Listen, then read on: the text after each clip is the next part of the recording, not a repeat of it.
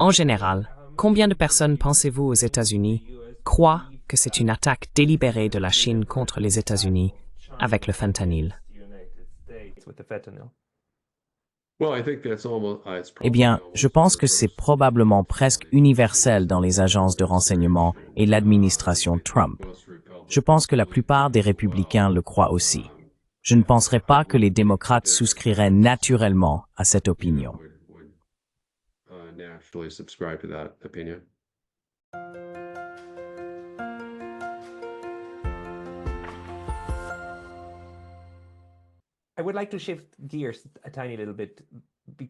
Je voudrais changer légèrement de sujet, car je me pose des questions sur les politiques intérieures que nous observons actuellement. Et cette offensive frontale que Donald Trump mène contre l'État profond, contre l'État permanent, maintenant en attaquant l'USAID, en nommant Tulsi Gabbard comme directrice de la sécurité nationale. Ce sont des propositions très radicales. Qu'en pensez-vous?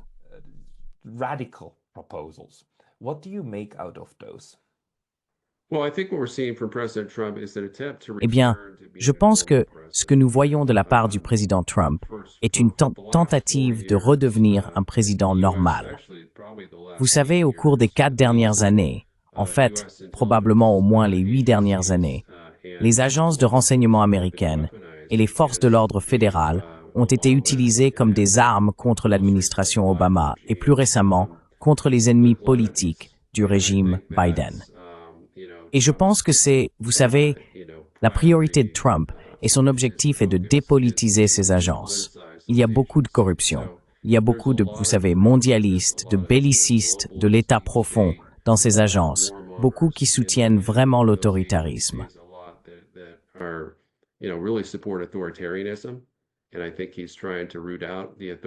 Et je pense qu'il essaie d'éradiquer les autoritaires au sein de notre propre gouvernement.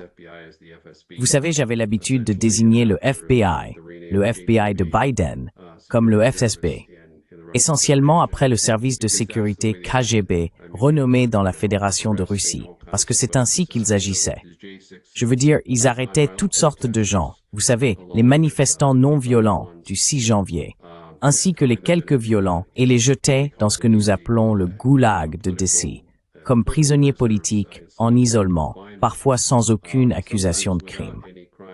Donc c'est ce que nous verrions, je pense, en Chine, dans les pays communistes, peut-être dans une moindre mesure dans la Fédération de Russie.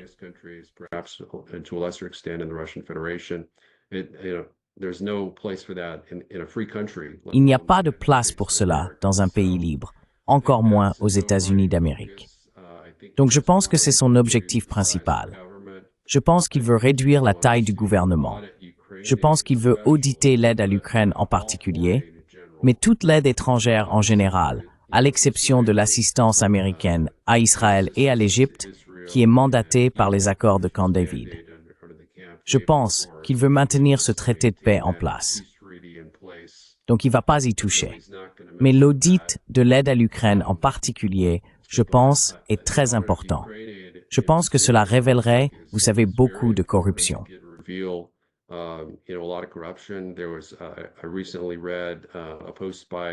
Récemment, j'ai lu un article d'un auteur sur Substack qui se fait appeler Simplicius, qui est, avec mon propre site Substack, recommandé par le Dr. John Mearsheimer. Et vous savez, il faut admettre qu'il a tendance à être pro-russe. Je veux dire, il pourrait même être russe lui-même. Mais il a beaucoup parlé de cela et de la façon dont les Russes gagnent et comment une rumeur a été diffusée. C'était en fait un communiqué de presse de SBR indiquant que les États-Unis abandonnent un peu Zelensky, le forçant à organiser des élections démocratiques. Il sait qu'il va perdre. Et j'ai trouvé que c'était une histoire vraiment intéressante.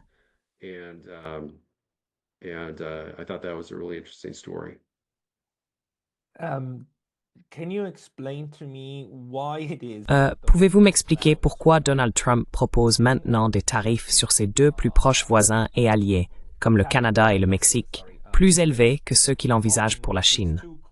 Je ne l'avais pas vu venir, honnêtement. D'où vient cette taxe de 25% sur le Canada et le Mexique? Le Mexique, la frontière sud. D'accord, je comprends un peu. Mais pourquoi le Canada? Mexico, the southern border, okay, fine, I kind of see that, but why Canada? J'ai toujours été un partisan des tarifs douaniers et je pense qu'ils sont particulièrement efficaces comme tactique de négociation.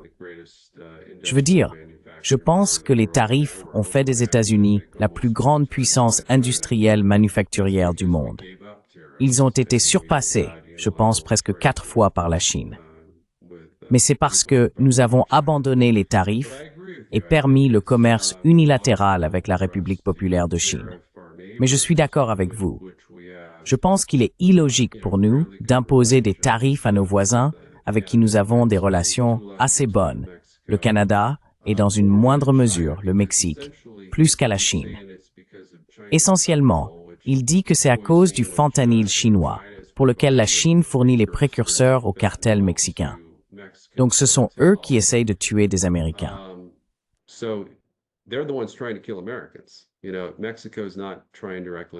Tu sais, le Mexique n'essaie pas directement de, même s'ils hébergent en quelque sorte les cartels, et qui sont, tu sais, un peu réticents à agir contre les cartels, parce que les cartels ont tellement de pouvoir au Mexique. Mais, oui, logiquement, son plan initial était de proposer, pendant l'élection, d'imposer des tarifs de 60% sur la Chine, et ensuite des tarifs de 25% sur le Canada et le Mexique. Mais je pense que c'était une manière vraiment brillante d'utiliser le poids diplomatique de l'Amérique, d'utiliser les tarifs pour faire pression sur le Canada et le Mexique afin de sécuriser la frontière contre ces cartels de drogue et l'immigration illégale. Je pense que c'est ce que je veux voir. Je pense que faire pression sur d'autres pays pour qu'ils fassent des choses qui protègent l'Amérique est exactement le type de diplomatie que je veux voir de l'administration Trump.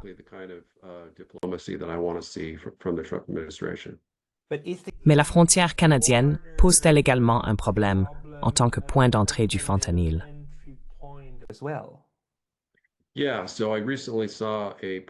Oui. J'ai récemment vu un post sur X qui rapportait qu'il y avait, je pense, 46 livres de fentanyl au total. Et je pense que c'est suffisant pour tuer, je veux dire, 97 000 Américains. Ça pourrait être 970 000 Américains. Donc cela pourrait encore tuer entre 100 000 et 1 million d'Américains, la quantité de fentanyl à la frontière canadienne. Mais il est vrai que le problème du fentanyl et le problème des immigrants illégaux sont beaucoup moins importants du côté canadien. Donc si c'est la véritable raison, on supposerait que le Mexique recevrait une menace de tarifs plus élevés que le Canada parce que le problème est beaucoup moins important du côté canadien.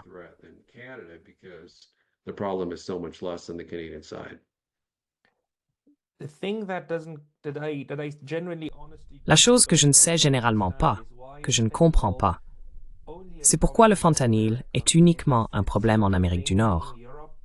Ce n'est pas un phénomène en Europe, autant que je sache. Ce n'est pas un phénomène en Asie, autant que j'ai pu le voir. Je n'en ai pas entendu parler en Afrique. J'en ai vraiment entendu parler uniquement en Amérique du Nord. Pourquoi cela? Parce que le problème de la toxicomanie est à double face, l'offre et la demande. Ce ne sont pas les Chinois qui traversent la frontière et injectent cela dans les veines des Américains, n'est-ce pas? C'est une partie de la population qui l'achète, le veut, paye pour cela et se l'injecte dans les veines. Comment se fait-il?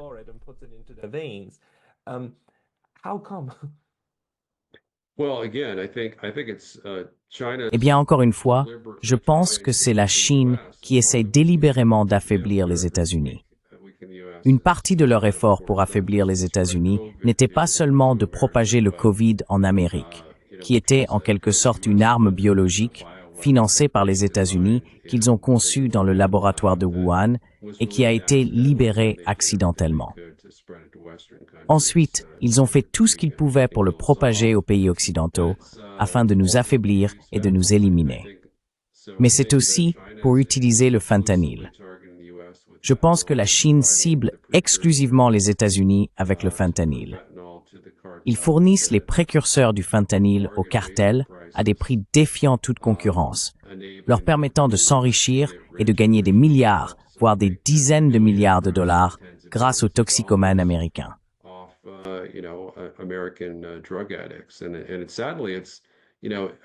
Et malheureusement, beaucoup de ces pilules, des lycéens, peut-être même des collégiens, achètent ce qu'ils pensent être quelque chose de plutôt doux, une sorte d'analgésique à faible dose, et c'est coupé avec du fentanyl, et ils en meurent.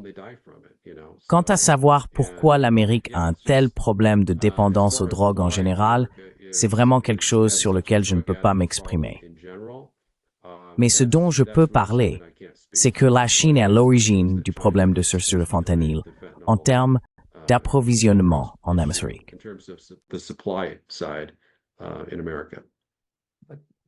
Quelle est la chose la plus ancienne? Like a bad strategy, even if it's true, because you're killing off the poor part and the disenfranchised part of the other countries. Like, why would you do that?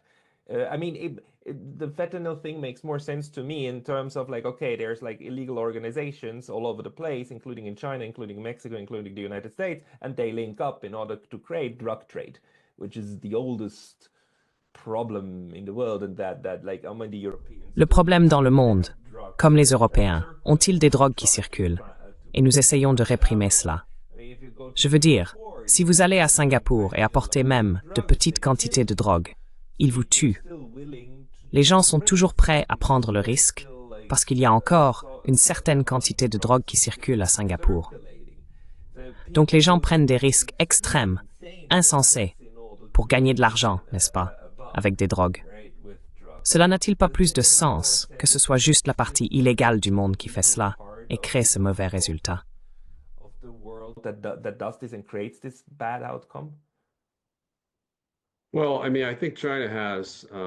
Eh bien, je veux dire, je pense que la Chine a, vous savez, des objectifs plus néfastes. J'ai lu qu'ils essayent de développer une arme biologique qui tue exclusivement les Caucasiens ou les citoyens non chinois. Je pense que c'est probablement vrai. Je ne pense pas qu'ils aient eu du succès avec cela, mais ça dure depuis 1990. Je pense qu'ils préféreraient avoir la paix avec les États-Unis, mais je pense que si nous devions défendre militairement Taïwan, ils essaieraient effectivement de décimer notre population avec une cyberattaque, une attaque EMP super, éventuellement des armes biologiques ou nucléaires. Mais encore une fois, en ce qui concerne vos questions sur la toxicomanie en général et pourquoi exactement ils tueraient des Américains de la classe plus pauvre, je n'ai pas de bonne réponse à ces questions.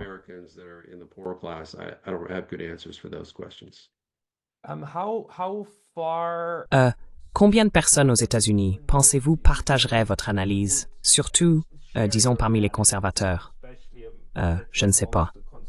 Je veux dire, en général, combien de personnes, pensez-vous, aux États-Unis, croient que c'est une attaque délibérée de la Chine contre les États-Unis avec le fentanyl?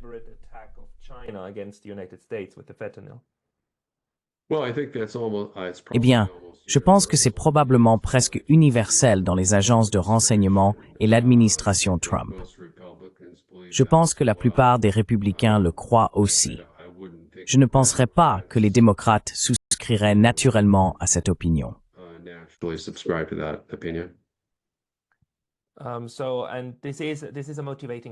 Donc, c'est un facteur de motivation.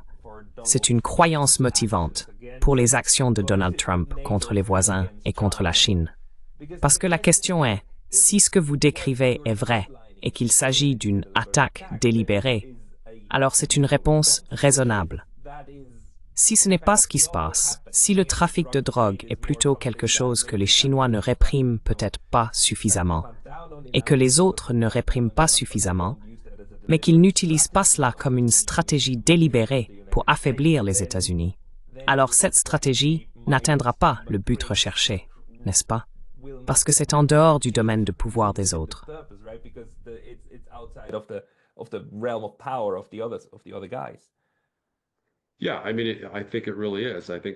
Oui, je veux dire, je pense que c'est vraiment le cas. Je pense que la réalité est que la Chine tente de tuer et réussit à tuer au moins 75 000 Américains par an par empoisonnement au fentanyl. Je pense que ce qui doit être fait, je veux dire, le véritable remède est, vous savez, les tarifs douaniers aident. Certes, ils aident à dissuader cela, surtout du côté mexicain, pour aider, vous savez, à intercepter ce trafic. Mais je pense qu'une meilleure façon de résoudre ce problème est de répondre aux préoccupations sous-jacentes de la Chine concernant leur sécurité. En termes, vous savez, de notre traitement de Taïwan, ou, vous savez, de nos sorties dans le détroit de Taïwan, ce qu'ils trouvent très répréhensible.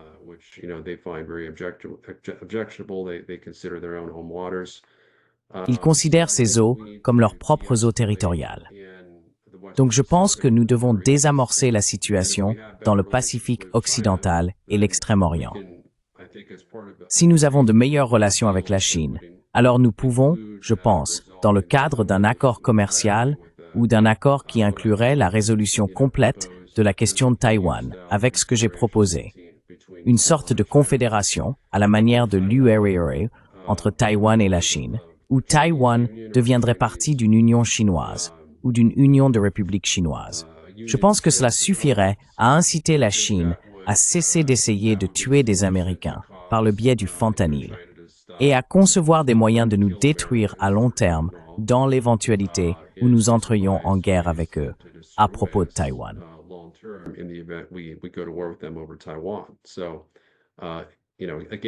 Donc vous savez, encore une fois, une autre option que je propose depuis 2019 est un accord de sphère d'influence tripolaire, dans lequel nous accepterions une sphère d'influence chinoise sur Taïwan, la Mongolie et l'Asie du Sud-Est. Il reconnaîtrait une sphère d'influence pour nous sur peut-être l'Europe occidentale et l'hémisphère occidental, peut-être même sur le Japon, les Philippines, l'Australie, la Nouvelle-Zélande et peut-être aussi la Corée du Sud. Mais nous retirerions nos troupes de Corée du Sud et essaierions de signer un accord de paix permanent avec la Corée du Nord. Donc je pense que c'est une autre façon de dissiper les préoccupations légitimes de sécurité de la Chine. Mais vous savez, cela dit, je considère la Chine comme une puissance intrinsèquement agressive.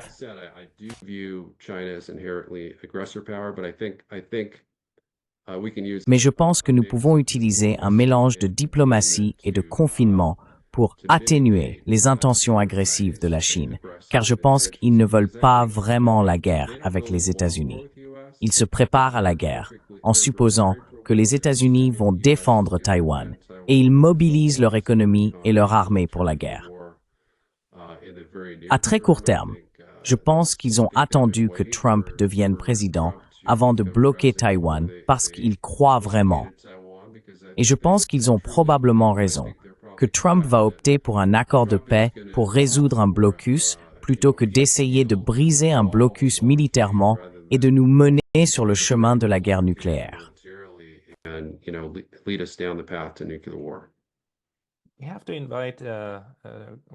Vous devez inviter des collègues chinois et peut-être des collègues russes pour discuter de cette analyse, car c'est essentiel. Je veux dire, je suis absolument d'accord. Et nous traversons encore des moments extrêmement dangereux. Mais ce que je réalise aussi, c'est qu'il est vraiment difficile de savoir ce que l'autre camp fait réellement. Et tout comme les États-Unis ne sont pas un acteur unitaire, n'est-ce pas? Il y a des gens comme Rand Paul et des gens comme Tulsi Gabbard, et même les néoconservateurs, ils sont tous présents et ils influencent tous un mouvement de va-et-vient.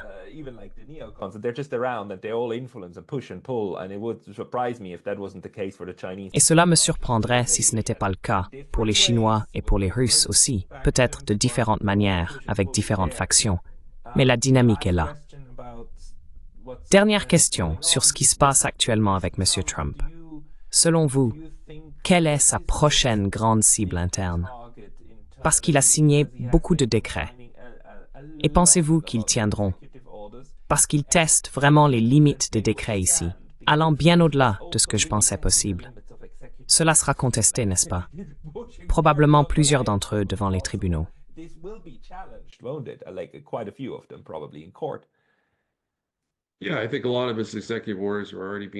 Oui, je pense que beaucoup de ces décrets sont déjà contestés. Et vous savez, je pense qu'il fait ce qu'il faut. La majorité républicaine est à la Chambre des représentants et le Sénat est bon, mais nous devons encore passer par le filibuster. Notre majorité à la Chambre, je pense, est de 217 contre 215, avec les démissions de 3 membres du cabinet de Trump nécessitant des élections spéciales qui ne seront pas terminées avant le mois prochain. Donc, je pense que le but de ces décrets est de renverser les tendances autoritaires extrêmes que nous avons vues dans les décrets de Biden.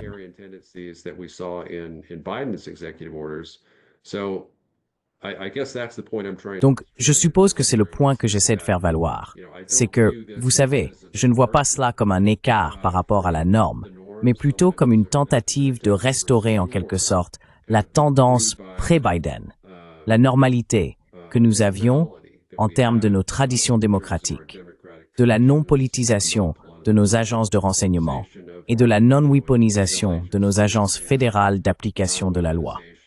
Et vous savez, en même temps, il essaie de réduire l'implication des États-Unis en termes de guerre de changement de régime, en essayant de mettre fin aux guerres. L'USAID, bien sûr, a joué un rôle crucial dans la révolution de Maïdan en tant que groupe de façade de la CIA, qui a fourni 5 milliards de dollars au groupe d'opposition ukrainien, sans lesquels il n'y aurait pas eu de révolution de Maïdan.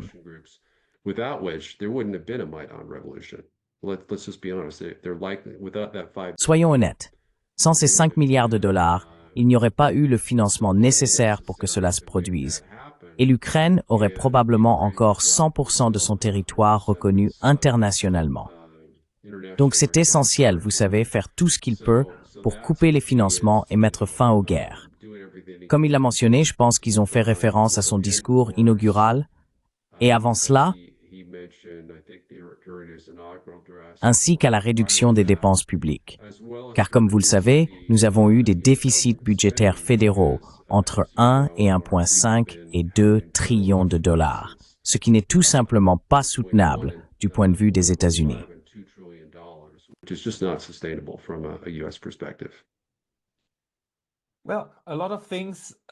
Eh bien, beaucoup de choses vont s'éclaircir dans les prochaines semaines, car les orientations pour les 4 prochaines années sont en train d'être définies en ce moment. Nous en reparlerons certainement, David. Les gens, s'ils veulent vous trouver, devraient aller sur therealwar.com, n'est-ce pas? Ou ailleurs.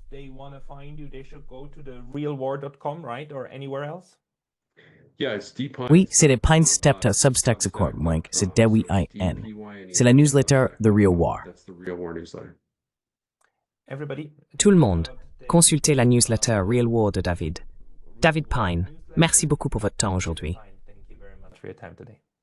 Merci beaucoup. Passez une excellente journée.